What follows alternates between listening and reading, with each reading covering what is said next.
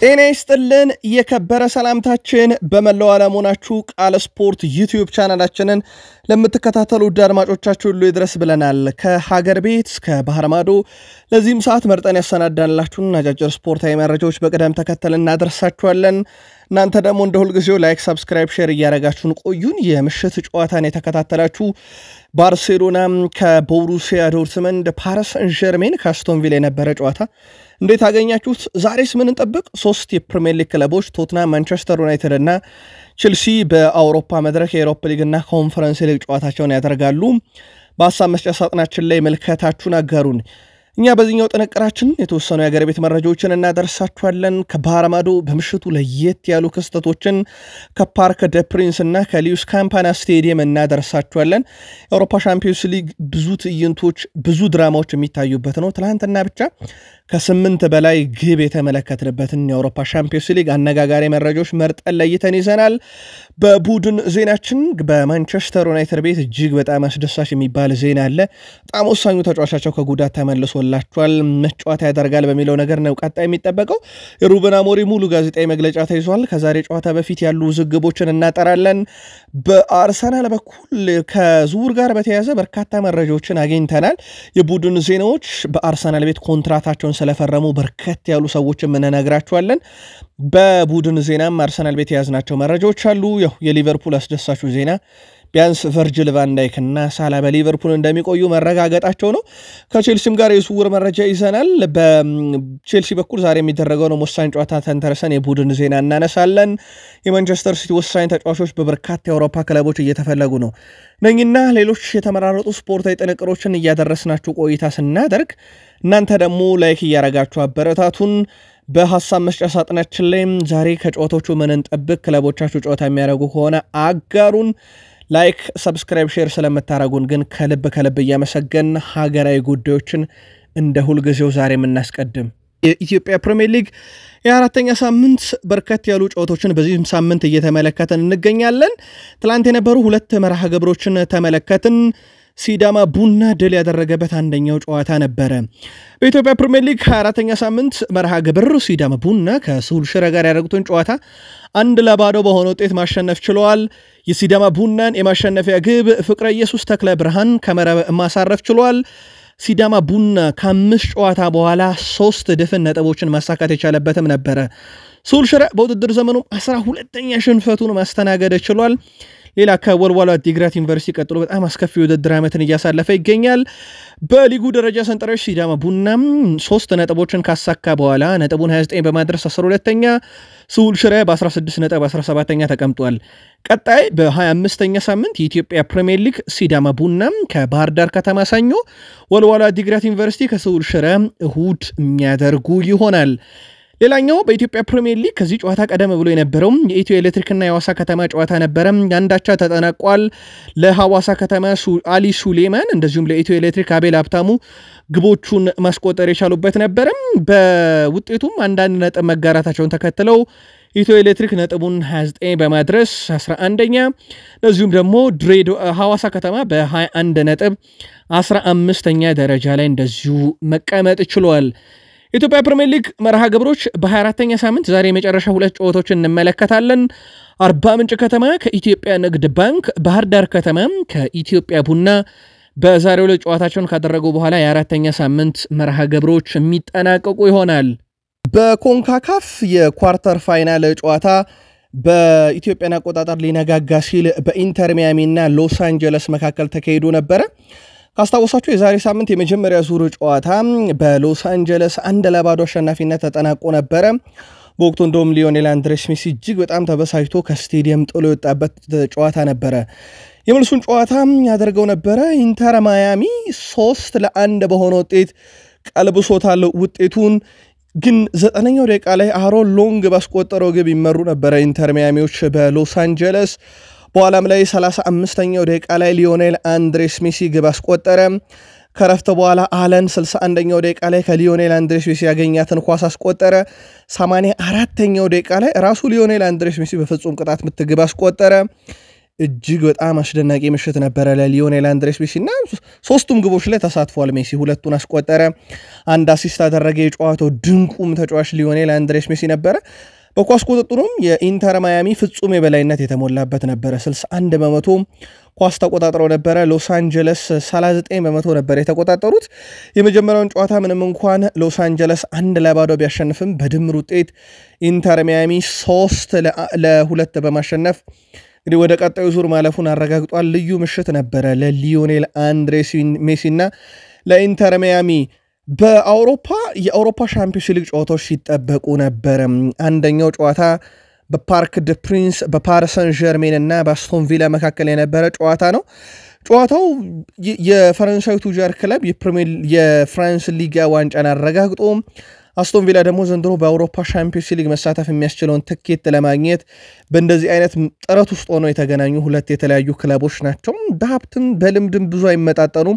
ግን የዘንድሮ አስቶን ቪላ እጅግ በጣም አስደናቂ ነበረ። በኡናይ ኤምሬ ስር ጨዋታው ሲጀመር ግብ ለማስቆጠር እንግዲህ ሞርጋን ሮጀርስ 35ኛው ደቂቃ የመጀመሪያውን ግብ በማስቆጠር ጨዋታውን ሀ ብለው በግብ ጀመሩ። በኋላም ላይ ከ4 ደቂቃ በኋላ ዴዛየር ዱይ ፓሪስ ሰን ዠርሜንን አቻ አደረገ። ከረፍት በኋላ ክቫራትስኬሊያ 49ኛው ደቂቃ ላይ 2-1 ጨዋታውን እንዲመሩ አስቻለ ፓሪስ ሰን ዠርሜንን። ለፓሪስ ሰን ዠርሜን ምናልባትም ጨዋታው ላይ ወደ እንግሊዝ ሲመጡ ብዙ እንዳይከብዳቸው ያደረገችዋን ግብ ኑኖ ሜንዴሽ 92ኛው ደቂቃ ላይ አስቆጥሮ ፓሪስ ሰን ዠርሜን ጨዋታውን 3-1 አሸነፈ። ምናልባት በ2-1 ቢጠናቀቅ ኖሮ ሞር ለአስቶን ቪላ ወደ እንግሊዝ ሲመጣ ጨዋታው የተሻለ ይሆን ነበረ። 2-0 በእርግጥ እንግሊዝ ላይ መጥቶም ካሸነፈ አስቶን ቪላ በቪላ ፓርክ ጨዋታ ወደ ፍጹም ቅጣት ምት ነው የሚያመራው። ክቫራትስኬሊያን 3 የግብ አስተዋጽኦን በ4 የአውሮፓ ሻምፒዮንስ ሊግ ያውም በፓሪስ ሰን ዠርሜን ገና መጫወት ከጀመረ 3 ወራት ያክል ጊዜ ነው የሆነውና በናፖሊ ነበረ ግማሹን ዓመት ያሳለፈው። በየ113 ደቂቃ የግብ አስተዋጽኦ ያደርጋል። ጆርጂያዊ ተጫዋች አስደናቂ ውድድር ዓመትን በፓሪስ ሰን ዠርሜን ቤት እያሳለፈ ነው። የጨዋታውን ኮከብ የነበረው እንደዚሁ ክቫራትስኬሊያን ነበረ። ዲዛይር ዱይ ባለፉት 4 ጨዋታ 5 ግቦችን አስቆጥሯል። አስቶን ቪላ ላይ ትላንት አስቆጠረባቸው። ከዚህ በፊት ታንጀር፣ ዶንኬር እንደዚሁ ደግሞ ሴንት ኢቲየን ላይ ማስቆጠር ችሎ ነበረ። በአጠቃላይ የዚህ ተጫዋች ሚና በፓሪስ ሰን ዠርሜን ቤት ዘንድሮ በጣም አስደናቂ የሚባል ነው። ሞርጋን ሮጀርስ የአስቶን ቪላ የፊት ወሳት ተጫዋች 25ኛ የግብ ተሳትፎን ማድረግ የቻለበት ዓመትም ሆኖለታል። በ44 ጨዋታ 14 ግብ 11 አሲስት በአጠቃላይ ወደ 25 የሚጠጋ የግብ አስተዋጽኦን በሁሉም መድረክ ለአስቶን ቪላ በዚህ ሲዝን ማበርከት ችሏል። ኤሜሊያኖ ማርቲኔስ ከባድ ተቃውሞ ነው በስቴዲየሙ ትላንትና የገጠመው። በተለይም ያው የዚህ ተጫዋችና ፈረንሳይ ጉዳይ በተለይም በካታር የዓለም ዋንጫ የጀመረ እንደሆነ ይታወቃል። ጸቡና የፈረንሳይ ደጋፊዎች ይህን ግብ ጠባቂ ባገኙበት ይቃወሙታል። ትላንትና ገና ሊያሟሙቅ ሜዳ ላይ ከገባበት ጊዜ ጀምሮ ነበር ተቃውሞ የገጠመው። እሱም በእርግጥ የአስቶን ቪላ ተጫዋች ሆኖ ጨዋታውን ወደ ፈረንሳይ ሄዶ ከፓሪስ ሰን ዠርሜን ጋር ቢያደርግም የፍራንስን አርማ በፀጉሩ ላይ ትላንትና በስዕል መልክ አስሎ ነበር ወደ ሜዳ የገባው። ምንም እንኳን ውጤት ባይቀናውም ግን ከፓሪስ ሰን ዠርሜን ደጋፊዎች ጋር ብዙ ግብግብ ውስጥ ሆኖ ያመሸበት ምሽት ነበረ። ሌላኛው የአውሮፓ ሻምፒዮንስ ሊግ ተጠባቂ ጨዋታ ግን የባርሴሎና ፍጹም የበላይነት የታየበት 4-0 በሆነ ውጤት ቦሩሲያ ዶርትመንድን ያሸነፈበት ጨዋታ ነበረ። የባርሴሎናን የማሸነፊያ ግቦች ሮቤርት ሌዋንዶስኪ 2፣ ላሚን ያማል እና ራፊኒያ ደግሞ ቀሪ ግቦቹን ማስቆጠር ችለዋል። ራፊኒያ በአንድ የአውሮፓ ሻምፒዮንስ ሊግ ውድድር ዓመት ለባርሴሎና 19 የግብ ተሳትፎን በማድረግ የሊዮኔል አንድሬስ ሜሲን ሪካርድ ተጋርቶታል። ሌዋንዶስኪ በሻምፒዮንስ ሊግ ታሪክ በ3 የተለያዩ ክለቦች ከ10 በላይ ግቦችን ማስቆጠር የቻለ የመጀመሪያው ተጫዋች ሆኗል። ሮቤርት ሌዋንዶስኪ በውድድር ዘመኑ በሁሉም ውድድሮች 40 ግቦችን አስቆጥሯል። ራፊኒያ ደግሞ በውድድር ዘመኑ 12 የሻምፒዮንስ ሊግ ግቦችን በማስቆጠር ኮከብ ግብ አግቢነትን በአውሮፓ መድረክ እየመራ ይገኛል። እነኚህ ተጫዋቾች ብዙ የምንላችሁ ነገር አለ። በጣም አስደናቂ መረጃዎችን ይዘናል። ሃንሲ ፍሊክን እናስቀድም። የባርሴሎና ዋና አሰልጣኝ ሃንሲ ፍሊክ ቡድናቸው ባስመዘገበው ውጤት ለመሱ ጨዋታ እንዳይዘናጋ አሳስበዋል። ገና ግማሽ ፍጻሜ መድረሳችንን አልተረጋገጠም ያሉት አሰልጣኝ ሃንሲ ፍሊክ እግር ኳስ በብደት የተሞላ ነው፣ ምን ሊፈጠር እንደሚችል በመልሱ ጨዋታ አናውቅም ብለዋል። አክለውም ወደዛ ስንሄድ ማለትም ወደ ጀርመን አቅንተው በሲግናል ኢዱና ፓርክ በሚያደርጉት የመልስ ጨዋታ ዙሪያ ማለት ነው ወደዛ ስንሄድ ባደረግነው መንገድ መጫወት ዛሬ ባደረግነው መንገድ መጫወት አለብን እነሱ ጠንካራ ናቸው ነገር ግን በራሳችን ማመን አለብን ብለዋል አሰልጣኝ ሃንሲ ፊሊክ አያይዞም ላሚን ያማል በጥሩ ሁኔታ ላይ መሆኑን አረጋግጠዋል ለየት ያለው ነገር ራፊኒ ያስቆጠራት ግብ ናት ያው ኦልሞስት ግቧ ራሷን ችላ ልትቆጠር የምትችል ግብ ነገር ግን ራፊኒያ በሱ እንድትመዘገብ ያደረገው ጥረት መነጋገሪያ ነበረ ኩባርሲን ይቅርታ ጠይቀዋለሁ ብሏል ራፊኒያም የባርሴሎና ፊት ወሰር ተጫዋች ራፊኒያ የመልስ ጨዋታ ከዚህ የተለየ ይሆናል ሲል ደባቡን ተናግሯል በኩባርሲ ተሞክሮ ለመቆጠር መስመሩ ጋር ደርሳ የነበረችን ግብ ስለማስቆጠር የተጠየቀው ራፊኒያ ኩባርሲን ይቅርታ ጠይቀዋለሁ ችግር የለውም ብሎኛል ሲል ስለ ክስተቱ ተናግሯል ኳሷ ከመግባቷ በፊት ነክቻት ነበረ ከጨዋታው ጭዮንኩ መስሎኝ ሰግቼ ነበረ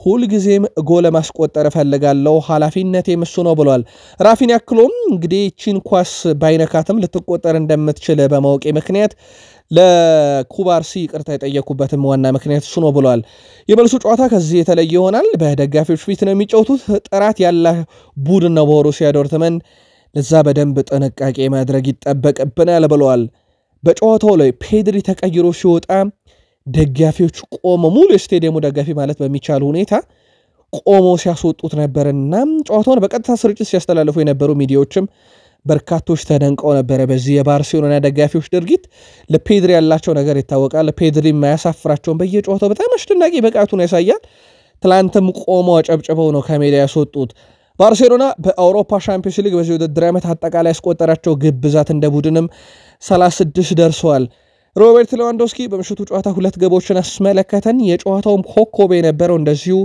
ሮበርት ሌዋንዶስኪ ነበረ ሌዋንዶስኪ ከቦሩሲያ ዶርትመንድ ጋር በአጠቃላይ 28 ጨዋታ አረገ 29 ግቦችን አስቆጠረባቸው 3 አሲስት አለውና በአጠቃላይ በ28 ጨዋታ 32ኛ የግብ አስተዋጽኦ የቀድሞ ክለቡ ላይ ያበረክቷል ሮበርት ሌዋንዶስኪ ለባርሴሎና በዚህ ሲዝን በ45 ጨዋታ 40 ግቦችን በሁሉ መድረክ 3 አሲስት በአጠቃላይ በ40 ጨዋታ 45 የግብ አስተዋጽኦ አለው በአውሮፓ 5 ታላላቅ ሊጎች በሁሉም መድረክ በሚሳተፍባቸው 40 ግቦች ላይ መድረስ የቻለ የመጀመሪያው ተጫዋች ሮበርት ሌዋንዶስኪ ነው እጅግ በጣም አስደናቂ የሚባል ጊዜን እያሳለፈ ይገኛል በአውሮፓ ሻምፒዮንስ ሊግ 105 ግቦች አሉት በ131 ጨዋታ ክርስቲያኖ ሮናልዶ 140 ግቦች እንዳሉት ይታወቃል ምናልባት የሮናልዶን ሪከርድ ለመጋራት አሁን ላይ 35 ግቦች ይቀሩታል የሁለት ሲዝን ግቦች ይመስላሉ ምናልባት ቀጣይ የአውሮፓ ሻምፒዮንስ ሊግን ሁለት ሲዝኖች በዚህ አይነት ብቃት ይጫወታሉ የሚለው ነገር ነው ቀጣይ የሚጠበቀው እንጂ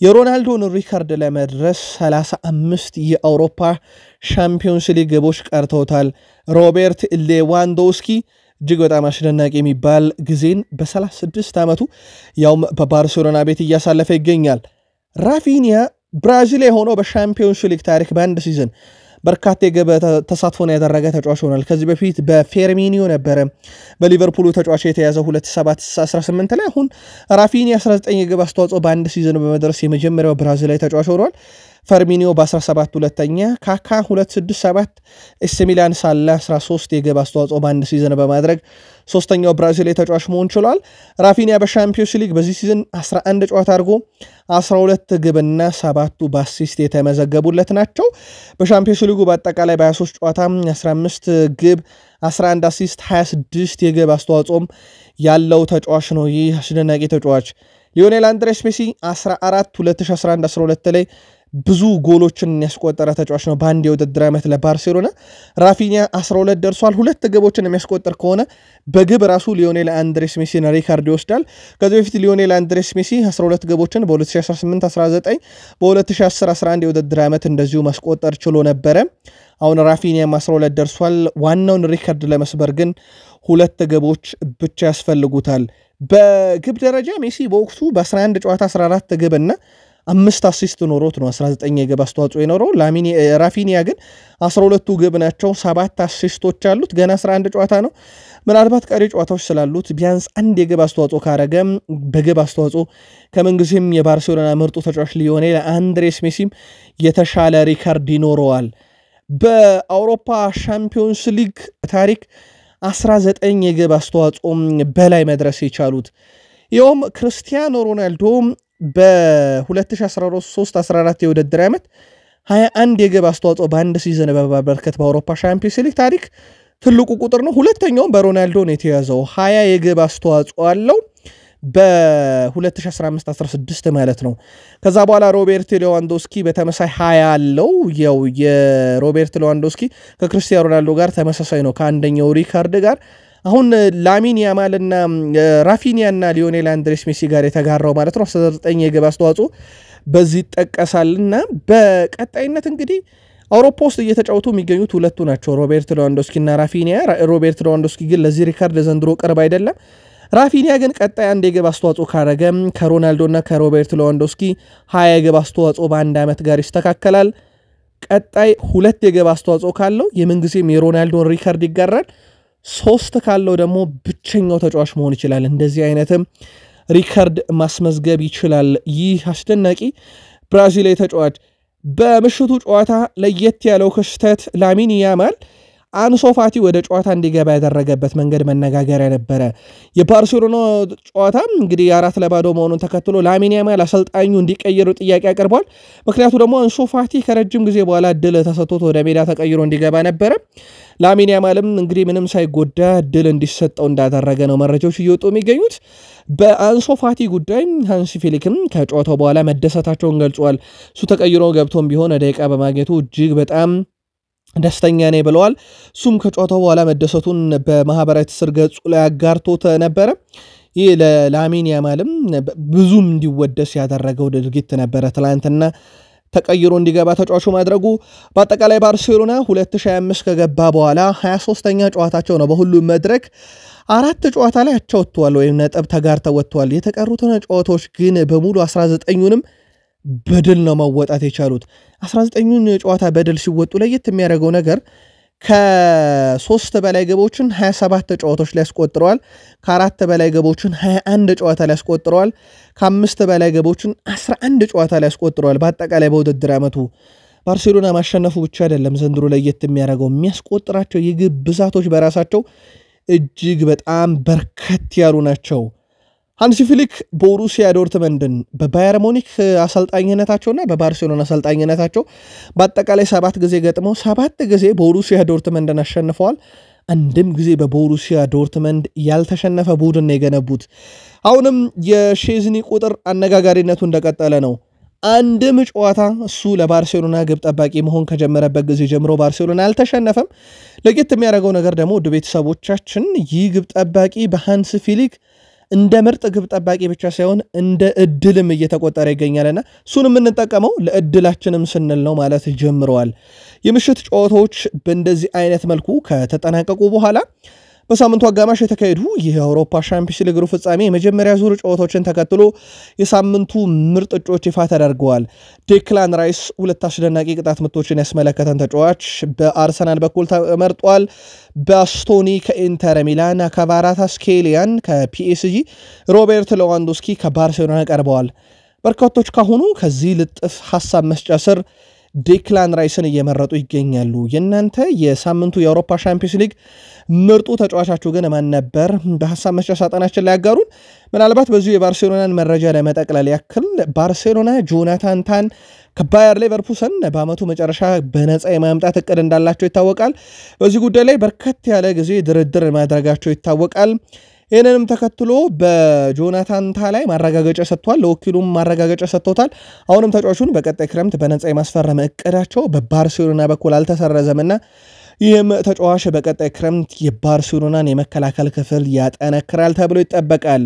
ዛሬ ደግሞ የኢሮፕ ሊግና ኮንፈረንስ ሊግ ጨዋታዎች ናቸው ቀጥሎ የሚካሄዱት ውድ ቤተሰቦቻችን። በኤሮፕ ሊጉ አብዛኞቹ የምናውቃቸው ክለቦች ናቸው ጨዋታ የሚያደርጉት። በኤሮፕ ሊግ ምሽት 1 ሰዓት ከ45 ደቂቃ ሲል ቦዶ ግሊምት ከላዚዮ ይጫወታሉ። ምሽት 4 ሰዓት ቶትናም ሆትስፐርስ ከአይንትራክ ፍራንክፈርት፣ ኦሎምፒክ ሊዮን ከማንቸስተር ዩናይትድ እና ሬንጀርስ ከአትሌቲኮ ቢልባኦ ይጫወታሉ። በኮንፈረንስ ሊግ የምንጠብቀው አንደኛው ትልቁ ጨዋታ ምሽት 1 ሰዓት ከ45 ሊጋ ዋርሶም ከፕሪሚየር ሊጉ ተወካይ ጋር ቼልሲ ጋር የሚያደርጓቸው ጨዋታዎች ናቸው። አንድ ባንድ እንመልከታቸው እነኚህን ጨዋታዎች። የቶትናም ሆትስፐርስን እናስቀድም። የሁለቱ ክለቦች ጨዋታ ትልቅ ጨዋታ እንደምንም ጥርጥር የለውም። የፕሪሚየር ሊጉ ክለብ ቶትናም በሜዳው ነው ጨዋታውን የሚያደርገው። ባለፉት 5 ጨዋታ 2 ድል አለው ቶትንሃም አንዳቸው ወጥቷል 2 ጨዋታዎችን በሽንፈት ደምድሟል በፉልሃም እና በቼልሲ የተሸነፈው የደርቢ ጨዋታ ይጠቀሳሉ የለንደን ደርቢ ጨዋታ በአይንትራክ ፍራንክፈርት በኩል ኦማር ማርቡሽን ለማንቸስተር ሲቲ ያሳልፈው ከሰጠው በኋላ የወጥነት ብቃቱን ያያየነበት አይደለም ቡድኑ ላይም ባለፉት 5 ጨዋታ 3 ድል አለው 2 ጨዋታዎችን በሽንፈት ነው የደመደመው ሁለቱም በቡንደስሊጋ የገጠሙት ሽንፈቶች ነበሩ ከዛ በተጨማሪ ሁለቱ ክለቦች በእርስ በርስ 4 ጊዜ ተገናኝተዋል ቶትናም ሆትስፐርስ ከነኛ 4 የእርስ በርስ ግንኙነት ሁለቱን ድል አድርጎ የበላይ ነው አንድ ጊዜያቸው ወጥቷል አንድ ጊዜ አይንትራክ ፍራንክፈርት ማሸነፍ ችሏል ለመጨረሻ ጊዜ የተገናኙት አውሮፓ ሻምፒዮንስ ሊግ በ2022 ነበር ከ3 ዓመት በፊት ገደማ ቶትናም የወቅቱን ጨዋታ 3-2 በሆነ ውጤት በራሱ ሜዳ አሸንፎ ወደ ጀርመን አቅንቶ 0-0 በሆነ ውጤት ነበር ጨዋታው የተጠናቀቀው ከዛ ውጪ በወዳጅነት ጨዋታ ነው የተገናኙት እንጂ በነጥብ ጨዋታ የነበሩትን ወይም የአውሮፓ ሻምፒዮንስ ሊግ ጨዋታዎችን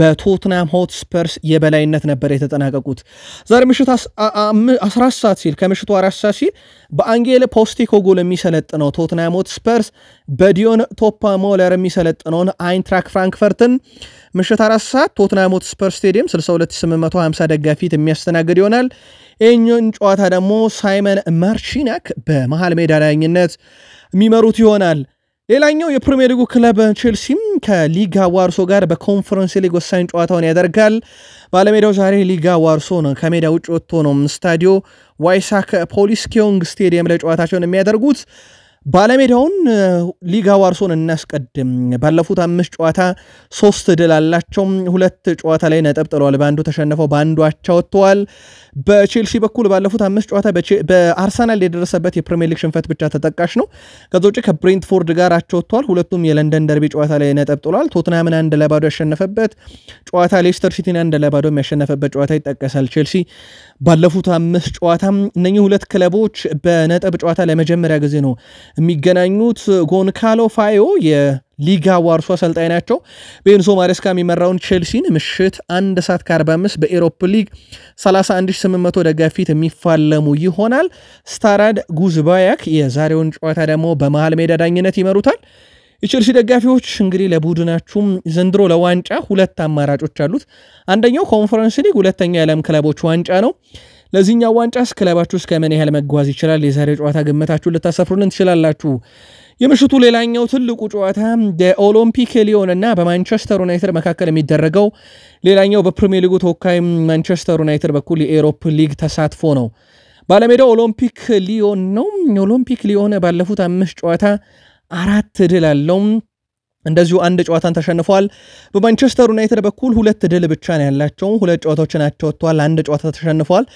በኖቲንግሃም ፎረስት የደረሰባቸው ሽንፈት ነው በማንቸስተር ዩናይትድ በኩል ተጠቃሹ በርስ በርስ ግንኙነት የማንቸስተር ዩናይትድ ፍጹም የበላይነት አለ እነኚህ ሁለት ክለቦች በአጠቃላይ 5 ጊዜ ተገናኝተዋል ዩናይትድ 3ቱን አሸንፏል 2 ጊዜ አቻውተዋል ለመጨረሻ ጊዜ የተገናኙት በወዳጅነት ጨዋታ 2023 ላይ ነበር ዩናይትድ አሸንፏል በነጥብ ጨዋታም በአውሮፓ ሻምፒዮንስ ሊግ የተገናኙት 2008 በፈረንጆች አቆጣጠር ነበረ በወቅቱ ማንቸስተር ዩናይትድ የኦልትራፎርዱን ጨዋታ 1-1 አጠናቆ ወደ ፈረንሳይ ተጉዞ የኦልትራፎርዱን 1-2 አሸንፎ ወደ ፈረንሳይ ተጉዞ 1-1 ነበር ያጠናቀቀውና በድምር ውጤት ዩናይትድ አለፈ ከዛም በኋላ በነበረ የ2004 የአውሮፓ ሻምፒዮንስ ሊግ ምሽት ላይ ዩናይትድ የኦልትራፎርዱን 1-2 ወደ ፈረንሳይ አቅንቶ ደግሞ 2-2 ነበር ያጠናቀቀውና ዩናይትድ ፈረንሳይ ላይ ሄዶ ኦሎምፒክ ሊዮንን አሸንፎት አያቅም ኦሎምፒክ ሊዮን ደግሞ ማንቸስተር ዩናይትድን በታሪክ አሸንፎት አያቅምና ዛሬስ ምን እንጠብቅ ልክ ምሽት 4 ሰዓት ሲል ጉሮፓም ስቴዲየም 59186 ደጋፊዎች ፊት በፓውሎ ፎንሴካ የሚመሩት ኦሎምፒክ ሊዮኖች በሩበን አሞሪም የሚመራውን ማንቸስተር ዩናይትድ ያስተናግዳሉ ግሌን የዛሬውን ጨዋታ በመሃል ሜዳ ዳኝነት የሚመሩ አልቢተር ናቸው የዛሬውን ጨዋታ ማን ሊያሸንፍ ይችላል ማን ወደ ቀጣዩ ዙር ለማለፍ የመጀመሪያውን ጨዋታ በተሻለ ውጤት ይዞ ሊጨርስ ይችላል የመጀመሪያውን ዙር የሚለው ዛሬ በሩብ ፍጻሜ በኤሮፓ ሊግን በኮንፈረንስ ሊግ የሚጠበቃል የዩናይትድ ደጋፊዎችን መልከታችሁን አጋሩን ለዩናይትድ ለቼልሲ ደጋፊዎች ግን ተጨማሪ የቡድን ዜናዎችን ስለያዝን እስከ መረጃዎቻችን ፍጻሜ ከኛ ጋር እንድትቆዩ በአክብሮት ጠየቅን አጫጭር መረጃዎቻችን ይቀጥሉ ሪያል ማድሪድ በጣም ወሳኝ ተጫዋቾችን እንደማያገኝ ተረጋግጧል ሪያል ማድሪድ ቀጣይ ሳምንት አጋማሽ ከአርሰናል ጋር በሚያደርጉት የሻምፒዮንስ ሊግ የመልስ ጨዋታ የፌርላንድ ሜንዲን ግልጋሎት እንደማያገኙ ተገልጿል በሌላ በኩል ሎስ ብላንኮች ከጨዋታው በኋላ ማለት ነው አዲስ የተመዘገበ ጉዳት ግን እንደሌለባቸው ተናግሯል። ከአርሰናል ጨዋታ በኋላ ሎስ ብላንኮች ከአርሰናል ጋር ለሚያደርጉት ጨዋታ ሙሉ የሳንቲያጎ ቤርናቦ ትኬት ተሽጦ መጠናቀቃቸውን ነግረናቸዋል። ለዚህም እንግዲህ ከፍተኛ የሆነ ድባብ ተዘጋጅቷል። በአርሰናል መረጃ እንመለከተዋለን። አልናስርና ሮናልዶ መካከል ድርድር ተካሂዶ በአንድ ዓመት ኮንትራቱን ለማራዘም በቃል ደረጃ ከስምነት ደርሷል የሚሉ መረጃዎች በስፋት እየወጡ ይገኛሉ። መረጃዎቹን የሳውዲ መረጃ ምንጮች ናቸው በስፋት እየወጡት የሚገኙት። በአልናስር ይሁን በክርስቲያኖ ሮናልዶ በኩል ማረጋገጫ አልተሰጠበትም በጉዳዩ ላይ። ሮናልዶ ግን 2026 የዓለም ዋንጫን መሳተፍና 1000 ግብ ማስቆጠር ቀጣይ ዋነኛ እቅዶቹ ከሚባሉት ነገሮች ውስጥ አንደኛው ነው። ይሄ ለማሳካት ከአልናስር የተሻለ ቦታን እንግዲህ በቀጣይ ውድድር ዓመት ያገኛል ተብሎ አይጠበቅም። በተለይም ካለው ፉክክርና ውድድር አንጻር አልናስር ቤት አሁን ፈላጭ ቆራጩ ሁሉ ነገር ሮናልዶ እንደሆነ ይታወቃልና ምናልባትም ሁኔታው የተመቸው ይመስላል እሱ በአልናስር ቤት ከዋንጫ ጋር በተያያዘ ካለው ችግር ውጪ ምናልባት ዘንድሮ በኤዥያ ሻምፒዮንስ ሊግ ከተሳካላቸው በእርግጥ በሳውዲ ፕሮ ሊግም እድል አላቸው ያበቃ ነገር የለም ግን አሊታድ ሞር የተሻለው ቡድን ነው ዘንድሮ በሳውዲ ሊግ ዋንጫውን ለማንሳት። ለማንኛውም ሮናልዶ ለአንድ ዓመት በክለቡ ሊቆይ የሚችልበት ሰፊ እድል አለ ተብሏል። በአመቱ መጨረሻ ከኮንትራት ነፃ እንደሚሆን ይታወቃል። ብዙ ያልተባለለት ግን ባላንዶርም ይገባዋል ተብሎ እስካሁን ያልተሰጠው ተጫዋች ላውታሮ ማርቲኔዝ የኢንተር ሚላን የዚህ ዓመት ምርጡ ተጫዋቻቸው ስለሆነ ምንም ጥርጥር የለውም። በአጠቃላይ በእግር ኳስ ህይወቱ 455 ጨዋታ አድርጎ 207 ግቦች 64 አሲስት 271 የግብ አስተዋጽኦ የዓለም ዋንጫን ኮፓ አሜሪካን 2 ሴሪኤን 2 ኮፓ ኢታሊያን 2 ሱፐር ኮፓ ኢታሊያን 3 ጊዜ ፋይናሌዚያሚያ በአውሮፓ ዋንጫ አሸናፊና በኮፓ አሜሪካ አሸናፊ መካከል የሚደረገውን ዋንጫ አንድ ጊዜ በግሉም የሴሪያ የውድድር ዓመቱ ከፍተኛ ግብ አስቆጣሪ የሴሪያ ምርጡ ተጫዋች የኮፓ አሜሪካ ምርጡ ተጫዋች ተብሎ የተመረጠ ተጫዋች ነው። ምናልባት ዘንድሮ ባላንዶርን ባየር ሙኒክ ኢንተር ሚላንን 2-1 በሆነ ውጤት ሜዳው ድረስ አሊያንዝ አሬና አሸንፎታልና ምናልባት ኢንተር ሚላንም የአውሮፓ ሻምፒዮንስ ሊግ እድል ካላቸው ክለቦች ውስጥ አሁን በትልቁ የሚጠቀሰው ነውና ምናልባት ለሱ ሌላኛው ምርጡ ዓመት እየመጣ ይመስላል ይላሉ በርካቶች። ቃል ስፖርት ዩቲዩብ ቻናላችን ላይ ትገኛላችሁ። ከሀገር ቤት እስከ ባህር ማዶ የተመራረጡ ስፖርታዊ ጥንቅሮችን እያደረስናችሁ እንገኛለን። ከተወዳጁ የእንግሊዝ ፕሪሚየር ሊግ ወዳገኘናቸው ተጨማሪ ስፖርታዊ ጥንቅሮቻችን ደግሞ እንሻገር። በድጋሜ ከቃል ስፖርት ዩቲዩብ ቻናላችን ጋር መልካም ቆይታ ተመኘን ውድ ቤተሰቦቻችን። ከእንግሊዝ ፕሪሚየር ሊግ ሮድሪጎ ሙኒዝን እናስቀድም።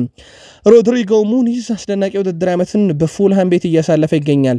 ፈላጊዎቹ ግን በርከት ብለዋል። በቀጣይ ክረምት ተጫዋቹን ለመውሰድ እና የግላቸው ለማድረግ ጥረት እያደረጉ ከሚገኙ ክለቦች ቶትናም ሆትስፐርስ ሆኗል።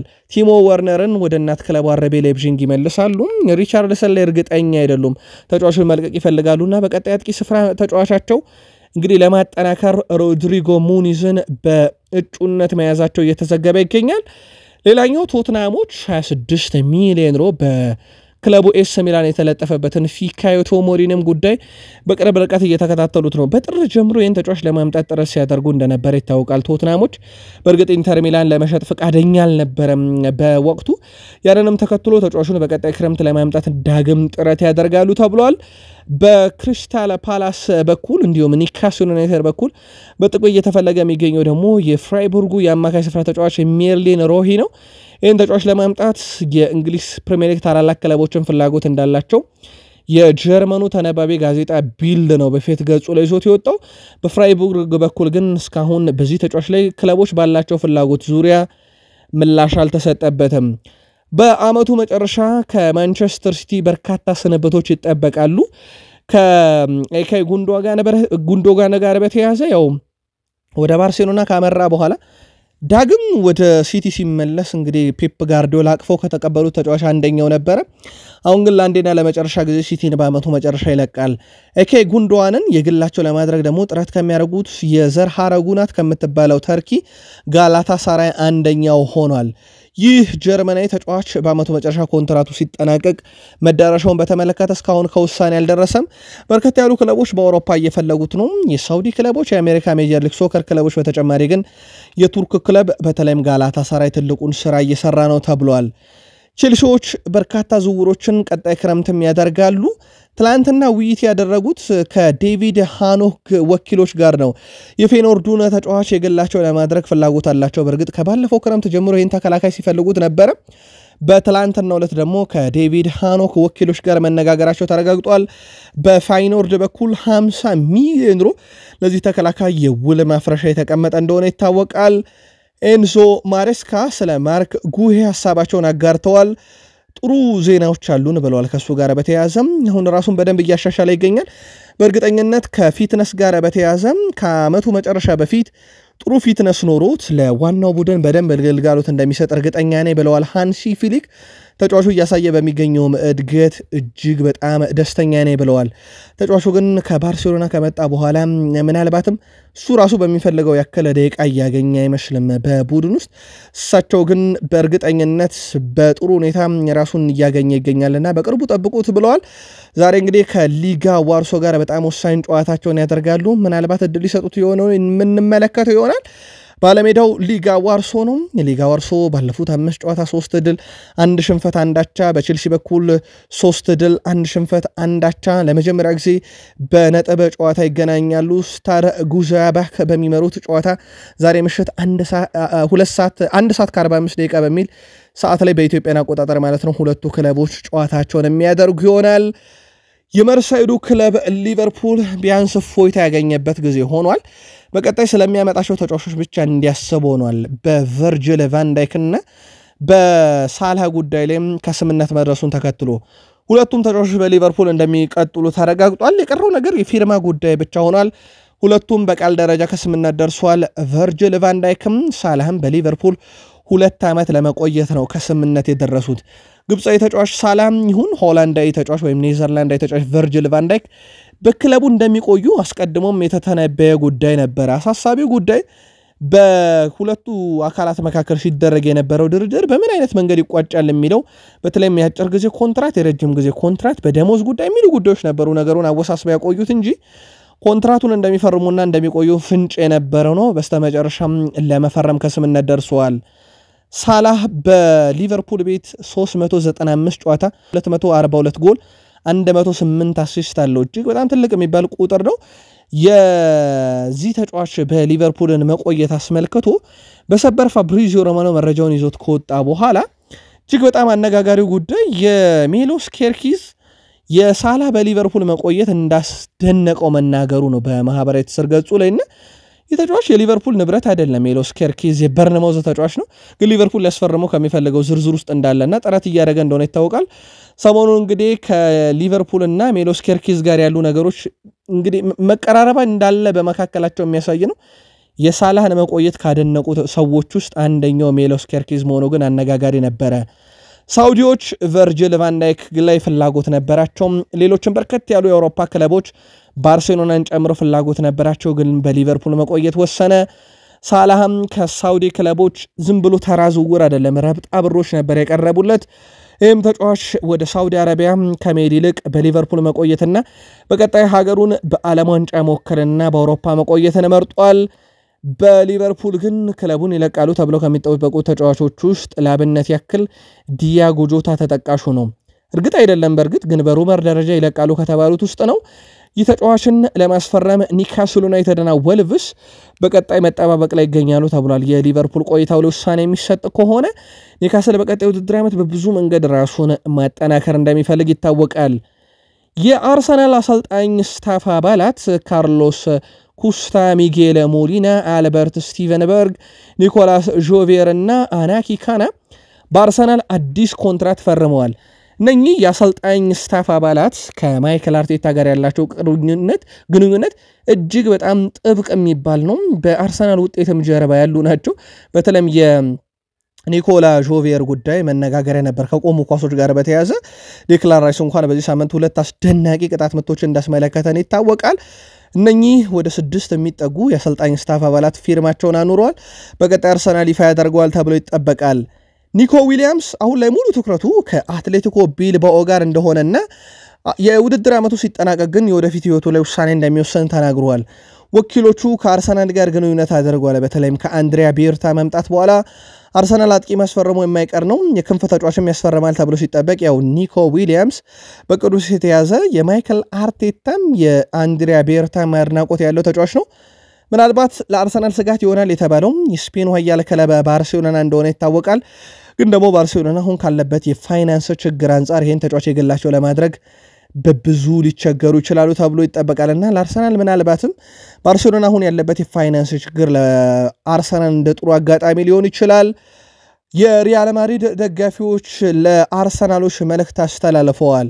በተለይም የአርሰናል ባስ ወደ ኤምሬትስ ከሚጠጋበት ቅጽበት ጀምሮ በአርሰናል ተጫዋቾች ላይ ጫና ለማሳደር በሳንቲያጎ ቤርናቢዮም ለየት ያሉ ነገሮችን በተለይም የአርሰናል ተጫዋቾችን ስለነበና የሚጎዱ ነገሮችን እንደሚያደርጉና ከዚህ በፊት ያልተደረጉ ነገሮችን በአርሰናል ላይ እንደሚያደርጉ አስታውቀዋል። ያው ጥቃት እንዳይፈጸም የስፔን ፖሊሶች ልዩ ጥበቃ እንደሚያደርጉ ካሁኑ እንግዲህ የባርሴሎና የማድሪድ ከተማ ፖሊስም አስታውቋል። ነገር ግን ባሱ በሚያልፍበት ቦታ ላይ በሙሉ የአርሰናል ባስ ማለት ነው ከፍተኛ የሆነ ረብሻ ለማድረግ የሪያል ማድሪድ ደጋፊዎች ካሁኑ ዝግጅት ማድረጋቸውን በተለይም እነኚህ ጽንፈኛ የሚባሉ ደጋፊዎች ለማድረግ እቅድ መያዛቸው ተረጋግጧል። አርሰናል ላይ ውጤት ለመቀልበስ ሜዳ ላይ ከሚደረገው ጥረት ውጪ የሜዳ ላይ ከተጫዋቾች ውጪ ደጋፊዎቹም የራሳቸውን ነገር እንደሚያደርጉ ሰሞኑን ማስጠንቀቂያ እየሰጡ እንደነበር ይታወቃል። አርሰናል ሚካ ሪቻርድስ ስለ ሉዊስ ማይል ስኬሊ ሐሳቡን አጋርቷል። በሱ እድሜ ከዚህ በላይ አይጠበቅም፣ ከእድሜው በላይ እያደረገ ያለ ነው። ካዩዋቸው ምርጥ ተከላካዮችም እሱ ነው። ወደፊቱ ምርጥ እንደሚሆን አሁን እያደረገ ያላቸው ነገሮች ማሳያ ናቸውና እጅግ በጣም ተደንቄበታለሁ ብሏል። የቀድሞ የሲቲ ተጫዋች ዴክላን ራይስ ቅጣት ምት ካስቆጠረ በኋላ አነጋጋሪነቱ እንደቀጠለ ይገኛል። በእግር ኳስ ሕይወቱ ቅጣት ምት አስቆጥሮ አያውቅም። ጥቂት ቅጣት ምቶችንም የመታ ተጫዋች ነው። ከዚህ ጋር በተያያዘ ግን በመኖሪያ ቅጥር ግቢ ውስጥ ይሄ ትክክለኛውን የጎል ስፋት ያለውን ጎል አስገብቷል ተብሏልና የቆሙ ኳሶችን እየተለማመደ እንደነበረ ሰሞኑን ዘ አትሌቲክ አስነብቧል። ይህ ትክክለኛውን ስቴዲየም ውስጥ ያሉ የቅጣት ምት መለማመጃ ቁሶችን ትክክለኛውን ስቴዲየም ውስጥ የተገጠመውን ጎል በመኖሪያ ቅጥር ግቢ ውስጥ ገጥሞ ልምምድ እያደረገ መሆኑም ከዚህ በፊት ተረጋግጧል። አማድ ዲያሎ ወደ ልምምድ ተመልሷል። ለማንቸስተር ዩናይትድ እጅግ በጣም አስደሳች የሚባለው ዜና ነው። አማድ ወደ ግል ልምምዱ ተመልሷል። በዚህ ሲዝን ላይጫወት ይችላል ተብሎ የነበረ አማድ ዲያሎ በግሉ ልምምዶችን ማድረግ ጀምሯል። ነገሮች በዚህ ሁኔታ የሚቀጥሉ ከሆነ ምናልባትም በአንድ ወር ባነሰ ጊዜ ውስጥ ወደ ሜዳ ሊመለስ እንደሚችል ነው መረጃዎቹ እየወጡ የሚገኙት። ትላንትና ግን አማድ ዲያሎ በግሉ ሙሉ ለሙሉ ልምምድ ሲያደርግና ከኳስ ጋርም እንቅስቃሴ ሲያደርግ ተመልክተነዋል። ይህ ለዩናይትድ አስደሳች የሚባለው ዜና ነው። ማቲያስ ዴሌክት እግሩ ላይ ጉዳት እንዳጋጠመው ተረጋግጧል። በዚህ ምክንያት መቼ እንደሚመለስ አላቅም፣ ግን ጉዳት ላይ ነው ብሏል ሩበን አሞሪም። ስለ ኮቢ ሜኖም ተጠይቀው ነበረ። በዚህ ሰዓት በኮቢ ጥንቃቄ ማድረግ አለብን፣ ትንሽ ልምምድ አብሮን አሳልፈዋል፣ ነገር ግን እሱን እንደ አማራጭ በመያዛችን ብቻ በጣም ደስተኞች ነን ብለዋል። ሩበን አሞሪም ስለ አንድሬ ኦናናና የቀድሞ የማንቸስተር ዩናይትድ ተጫዋች ማቲች የቃል ምልልስ ተጠይቀው ነበረ። ምንም ችግር የለውም፣ የኦናና ሙሉ ንግግር ከሰማችሁ ከሚወራው ለየት ያለ ነው፣ ያለ መግባባት ጉዳይ ነው። አንዳንድ ጊዜ ተጫዋቾችና አሰልጣኞች ሙሉ ንግግር ሳይሰሙ ነው እንግዲህ ትችቶችን የሚያቀርቡትና ማቲች ጥሩ ስብዕና እንዳለው አውቃለሁ። ምናልባትም ሁለቱም ያለ መግባባት ጉዳይ ካልሆነ በስተቀር ሌላ የተለየ ነገር የለም ብለዋል። በዩሮፕ ሊግ ላይ ጥሩ ሆነን በፕሪሚየር ሊጉ ደካማ እንቅስቃሴ እያሳየን ያለንበት ምክንያት ታክቲካዊ ነው ብዬ አላምንም ብለዋል። እኛ በዓለም ምርጡ ሊግ ላይ ነው እየተጫወተን የምንገኘው። እናም ከዩሮፕ ሊግ ጭምር ከፍ ያለ ስሜት የሚስተዋለው በውድድር በፕሪሚየር ሊጉ እንደሆነ ግልጽ ነው ብለዋል። ዩሮፕ ሊጉን የማሸነፍ ጫና እንዳለብን እናውቃለን። ሆሎም ሌሎች ዋንጫዎች ማሸነፍ በዚህ ክለብ የሚጠበቅ ነው። በቀጣይ ዓመት ሻምፒዮንስ ሊግ መሳተፍ ከፈለግን ግን ይህ ዋንጫ ያስፈልገናል ብለዋል። ጆሽኳ ዜርኪዚ በሁሉ መመዘኛ በጊዜ ሂደት በደንብ እየተሻሻለ ይገኛል። እናም አሁን ላይ ደግሞ ይበልጥ ራሱን መውደድና ራሱን ተጠቃሚ ማድረግ አለበት ብዬ አስባለሁ፣ በተለይም በአጨራረስ ላይ ብለዋል። ባለፉት ጨዋታዎች እንደ 10 ቁጥር እየተጫወተ ይገኛል። በዛ ቦታ ላይም ጥሩ ነገርን አሳይቷል ብለዋል። ሊኔሮ ጥሩ ቡድንና ጥሩ የቡድን አጋር ነው። እናም በቡድን ውስጥ ጥሩ ነገሮችን እያሳየም ይገኛል። በሱ በጣም ደስተኛ ነኝ ብለዋል። በአጠቃላይ በቡድናቸው ደስተኛ መሆናቸውንና የዩሮፕ ሊግ ዋንጫን ለማንሳት ጥረት እንደሚያደርጉ ነው አያይዘው የገለጹት። ከሳቸው ጋር በፕሬስ ኮንፈረንስ ላይ የተገኘው ሌላኛው ፖርቹጋላዊ ዲያጎ ዳሎ ነበረ። በማንቸስተር ሲቲው ጨዋታ በደንብ የተደራጀን ቡድን እንደነበረን ግልጽ ነው። ጨዋታውን ለማሸነፍ የሚያስችል በቂ የግብ ዕድሎችን ፈጥረን ነበረ። በስቴዲየማችን የነበሩ ደጋፊዎች ጨዋታውን ለማሸነፍ ከፍተኛ ፍላጎት እንደነበረና ይህን ለማድረግም ከፍተኛ ጥረት አድርገው ነበር ብለዋል። በዛሬው ጨዋታ ሊፈጠር ለሚችሉ እያንዳንዱ ነገሮች ዝግጁ መሆን ይገባል። ለጨዋታው በጥሩ መልኩ ተዘጋጅተናል። በዛሬው ጨዋታ በአካልም ሆነ አእምሮ ብቁ ሆነን ከተገኘን ጨዋታውን ማሸነፍ እንችላለን ብለዋል። እኔ ሁል ጊዜም በቡድን አጋሮቼ እንግዲህ ደስተኛ ነኝ። እነሱን ለመርዳትም የተቻለኝን አደርጋለሁ ብለዋል። የዛሬው ጨዋታ ለማሸነፍ ያለን ሁሉ መስጠት፣ ውድድሩን ማሸነፍም እንዲሁ እንፈልጋለንና ትልቅ ትርጉም ያለውም እንደሆነ እናውቃለን። ዋንጫውን ማሸነፍ ለዚህ ዝግጁ ነን ብለዋል። የአንድሬ ኦናና ቁጥር ዘንድሮ ምናልባት በተወሰነ መንገድ እንደ ቡድን ዩናይትድ ጥሩ አለመሆኑ እንጂ ኦናና አስደናቂ ቁጥር አለው። ለአብነት ያክል ኤክስፔክትድ ጎልን በማዳን የሚበለጠው በ2023-24 የውድድር ዓመት በአንድ ግብ ጠባቂ ብቻ ነው። በፕሪሚየር ሊጉ በኤቨርተኑ ግብ ጠባቂ ነው የሚበለጠው። ከዛ በተረፈ ግን አንድሬ ኦናና ወደ 7.5 ግብ ሊሆኑ የሚችሉ ኳሶችን በአማካይ ያድናልና በዚህም እንግዲህ የማንቸስተር ዩናይትዱ ግብ ጠባቂ ትልቅ የሚባል ቁጥር ነው። ይህም በማንቸስተር ዩናይትድ ቤት እንደ ቡድን ጥሩ አለመሆኑ እንጂ ዩናይትድ አንድሬ ኦናና ግብ ሊሆኑ የሚችሉ ኳሶችን በማዳን ቀላል ግምት የሚሰጠው አይደለም። ናፖሊ አሌያንድሮ ጋርናቾ ለማስፈረም ፍላጎቱ አሁንም እንዳለ ነው ተብሏል። ዩናይትድ ዋጋቸው እንግዲህ ወደ 50 ዩሮ ዝቅ ከሚያደርጉ ከሆነ ናፖሊዎች ይህን ተጫዋች ለመውሰድ ይፈልጋሉ ተብሏል። ግን በዩናይትድ በኩል የተለጠፈበት ዋጋ ከ70 ሚሊዮን ዩሮ በላይ እንደሆነ ነው መረጃዎች እየወጡ የሚገኙትና በቀጣይ ይህን ተጫዋች የግላቸው ለማድረግ ናፖሊዎች ሊንቀሳቀሱ ይችላሉ ተብሎ ይጠበቃል። ዛሬ ምሽት 4 ሰዓት ማንቸስተር ዩናይትድ ከኦሎምፒክ ሊዮን ጨዋታቸውን ያደርጋሉ። ዩናይትድ ባለፉት 5 ጨዋታ 2 ድል 2 አቻ 1 ሽንፈት፣ ኦሎምፒክ ሊዮን 4 ድል 1 ሽንፈት አጋጥሞታል። በአጠቃላይ በሁለቱ ግንኙነት ግን ዩናይትድ ተሸንፎ አያውቅም። 3 ዩናይትድ አሸነፈው፣ 2 ያቻ ወጡ። ኦሎምፒክ ሊዮን ምንም አላሸነፈም። ዛሬ ምሽት 4 ሰዓት በፓውሎ ፎንሴካ የሚመራው ኦሎምፒክ ሊዮን ከሩበን አሞሪም ማንቸስተር ዩናይትድ ጋር ጨዋታቸውን ያደርጋሉ። ማን በድል ይወጣዋል ይጠበቃል። በአጠቃላይ በኤሮፕ ሊግ ቦዶ ግሊምት ከላዚዮ ምሽት 1 ሰዓት 45 ደቂቃ፣ ሊዮን ከማንቸስተር ዩናይትድ፣ ሬንጀርስ ከአንገርስ እንዲሁም ደግሞ ቶትናም ከፍራንክፈርት ምሽት 4 ሰዓት። በኤሮፕ ሊግ በኮንፈረንስ ሊግ ሊጋ ዋርሶ ከቼልሲ፣ ጁሊያ ጌሊ ከሪያል ቤስ ይጠበቃሉ። ምናልባት በኢትዮጵያ ፕሪሚየር ሊግ አርባ ምንጭ ከተማ ከኢትዮጵያ ንግድ ባንክ፣ ባህር ዳር ከተማ ከኢትዮጵያ ቡና ዛሬ የሚደረጉ የ4ኛ ሳምንት የመጨረሻ ጨዋታዎች ናቸው። በኢትዮጵያ ፕሪሚየር ሊግ ትላንትና ኢትዮ ኤሌክትሪክ ከሐዋሳ ከተማ 1-1 እንዲሁም ሽረ እንዳስላሴ ወይም ሱል ሽረም ሲዳማ ቡና ጋር ያደረጉትን ጨዋታ 3-1 በሆነ ውጤት የተጠናቀቀው። በአውሮፓም ባርሴሎና ቦሩሲያ ዶርትመንድና 4-0 ፓሪስ ሰን ዠርሜን አስቶን ቪላን 3-1 በሆነ ውጤት ያሸነፈበት ደግሞ የምሽቱ ተጠቃሽ ጨዋታዎች ነበሩ። ምሽታችሁ እንዴት አለፈ? ዛሬ ምን እንጠብቅ ብለን ከሀገር ቤት እስከ ባህር ማዶ የተመራረጡ ስፖርታዊ መረጃዎችን በዚህ መልኩ አደረስናችሁ። ዕለተ ሐሙስ ማለዳ ከቃል ስፖርት ዩቲዩብ ቻናል መረጃዎቻችን ፍጻሜያቸው እዚህ ጋር ሆኗል። ላይክ፣ ሰብስክራይብ፣ ሼር ስላረጋችሁን ከልብ አመሰገን። ቤተሰሙን ካሻችሁ ሰብስክራይብ አድርጋችሁ የደወል ምልክቷን ተጫኑ። የዛሬ ጨዋታ ግምታችሁንም አስፍሩልን። ከጥቂት ደቂቆች በኋላ በምሽት የስፖርት የመረጃ ክፍለ ጊዜ ዳግም እንገናኝ። የአሁኑን እዚህ ጋር ቋጨን። ሰናይ ጊዜ